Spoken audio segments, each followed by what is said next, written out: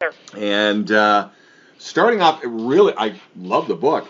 A little bit of background. So, are you a Chicago girl, or where did you come from, and how did you So, start loving yeah, pets? born and raised in Chicago my whole entire life until 2002. Came out to LA to pursue being a makeup artist, and I had been doing that in Chicago kind of successfully, I thought, doing all right, and I thought the next natural move would be to move to LA, and, came out here and just crashed and burned. Yeah. So, ended up dog walking and pet sitting. Kind of you said crash and burn. Sounds like my acting career, which I shut down in '05, but that's a different story. I sounded too radio. Really? Okay. Well, this has worked out for you. So Exactly. There you go. Exactly. The dog walking. Is it just dog walking or pet sitting in general? It's everything. So we do dog walking, pet sitting, basic obedience training, boarding, and overnight stays in other people's homes. Yeah. So we kind of do all of it. And also, we offer ancillary services, too. So somebody calls me up, and this happens all the time. Oh, can you take my dog to the vet today? Or can you get him from the groomer? Or can you pick him up at the airport? I don't like to advertise those things because driving around for someone's pet at the airport is, not so great sometimes. But we do, whatever our customers ask. If we can accommodate them, we will. Did someone, or was it just your idea, or the culmination of a few people saying, look, you're doing this, you got to write a book? I always wanted to write a book. I just didn't have anything good to write about. But when I started pet sitting and I started sort of experiencing some of the things that would happen to me on a daily basis where people were so obsessed with their pets, and I would, just tell friends and acquaintances, like, you wouldn't believe this one client, they actually want me to make, like, a poop chart for their dog because they're trying to see how he's doing on certain food, and every day I have to, like, do a little chart for them, and they're like, oh, my God, really? And I'm like, yeah, you wouldn't believe it. And so people were like, you got to write the book, you got to write the book. So little by little, slowly, I started writing down the craziest, wackiest stories, and 15 years later, Yeah. there was the book. But isn't it true with pet owners? And I'm no different. We always keep track, dare I say it, of the poop. Everyone keeps track of the poop. At one point, I had a cell phone full of poop pictures. Oh my God! If somebody is to steal my phone, there aren't going to be any nudes. There's just going to be a bunch of dog poop pictures. Oh boy! I'm going to be mortified. I better put a lock on my phone. When you're starting up a small business like yours, and I've gone through something similar. I mean, a smaller market. We're in the Fraser Valley, but we're in the shadow of the big dog of Vancouver. Sure. You're down in LA. Trying to start up a small business in a big market. The first words out of some people would be, "Are you nuts?" And did you find that, or were you able to find a lot of like-minded business people saying, what I see on paper, this could work? Well, to answer your question, yes, to being nuts.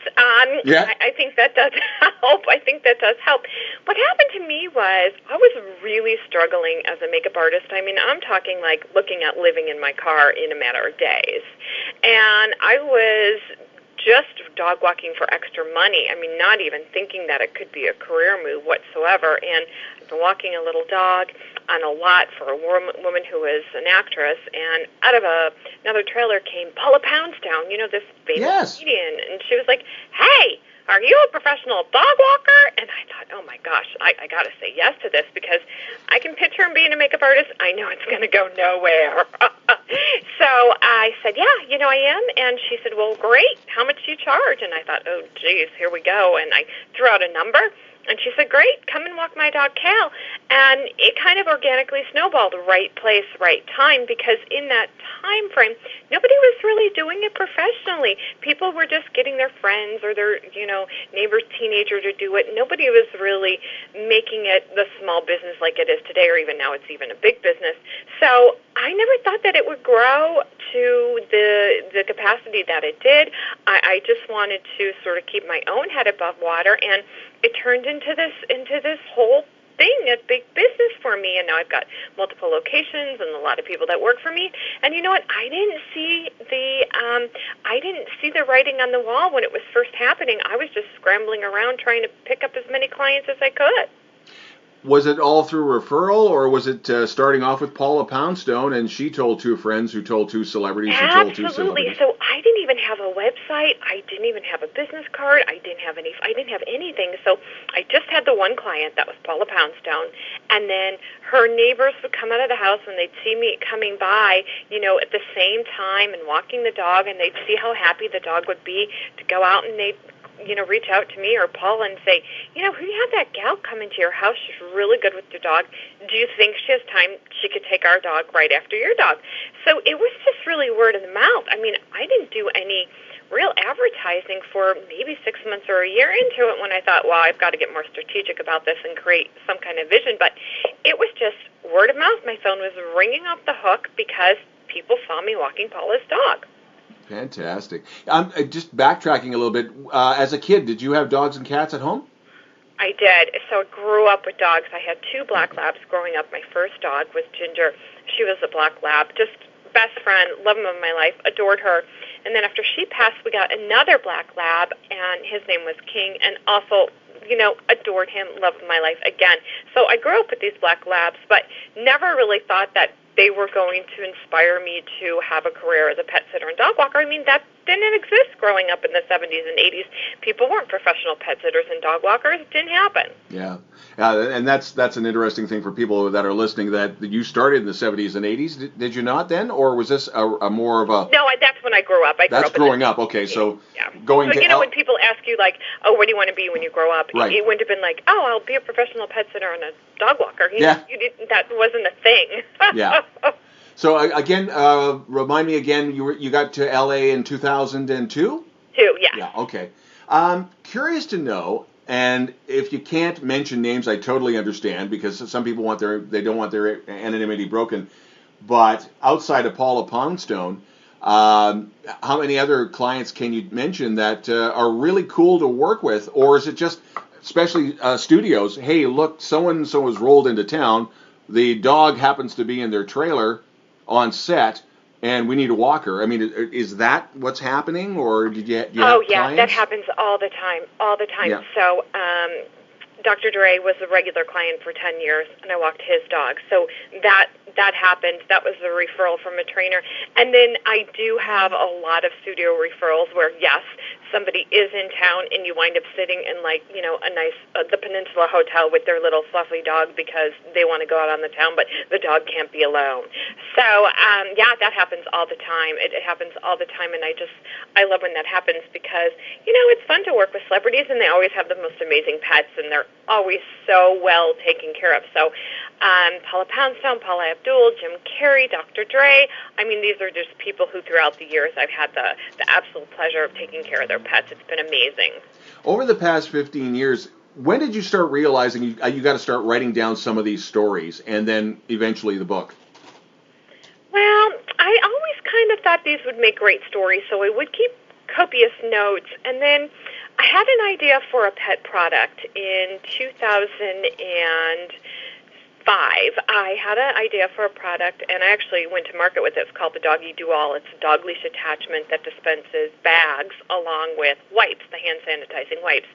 So I kind of had to decide, do I want to pursue the product because I really wanted to see that on the market, or do I want to write the book? And I kind of put the book down for a little bit and thought, I'll get back to it, and I'm going to go ahead and make this product. It was like obsessing me. I was consumed with getting the product to the market. So that happened, but all along in the back of my mind, I was always writing down and thinking of the way to weave these stories into a tale, if you will, of somebody who accidentally becomes a professional pet sitter. One thing that it comes very, very obvious is that you've got to keep a sense of humor, because I'm sure there are a few clients who are challenging. To say so many. I mean, so many. I mean, sometimes you meet somebody and they tell you do something and you're kind of internally rolling your eyes, and then you're looking at them and you're going, oh my God, they're serious. Yeah. What is, and no names mentioned because just in case, but what was the dumbest or weirdest or craziest thing that you have been asked? This is a crazy story, and this is not a celebrity story, but I had a man who was going out of town, and he was really, really worried about his dog, and his dog is going to be okay, and how's the dog going to be, and, how's it going to happen? So he convinced me to let him hide in the closet while before he left for his trip. So I was going to walk the dog, and he was going to pretend to leave.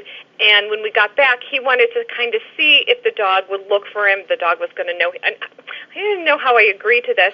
So I took the dog for the walk. The dog was thinking that he had left. He took his suitcase in the car and drove around the corner or whatnot. So I take the dog on a walk. I come back. I'm knowing the guy's in the closet. And I'm thinking, okay, the dog is going to know that this guy's here. He's going to smell him or whatever. No, the dog just comes back to the house, sits down on the couch. No big deal. And I'm thinking, well, now, what do we do now? Whoops. Guy's in the closet. I'm just hanging out at the house. Do I leave? Oh, boy. It was really bizarre. Oh, my. Hey, as a novice writer, correct me if I'm wrong, this is the first book? First book, yeah. First book. Any tips for people? I mean, when I talk to writers, and everybody says the same thing, there's no great secret, just write. Well, I think that's good advice. There's no great secret, just write. But, writing is rewriting. For me, I wrote and rewrote, and I edited. The book was, initially 400 pages, and I kept editing and editing and editing, and then finally I hired a professional editor too, and that helped me a lot. And then it got down to 100 pages. I thought, okay, well, if I edit anymore, I'm just going to have the pictures. So I think getting a good editor and working with somebody who you trust, and actually knowing when to trust your own instincts and knowing when to really trust your editor. So writing is rewriting, and have compassion for yourself.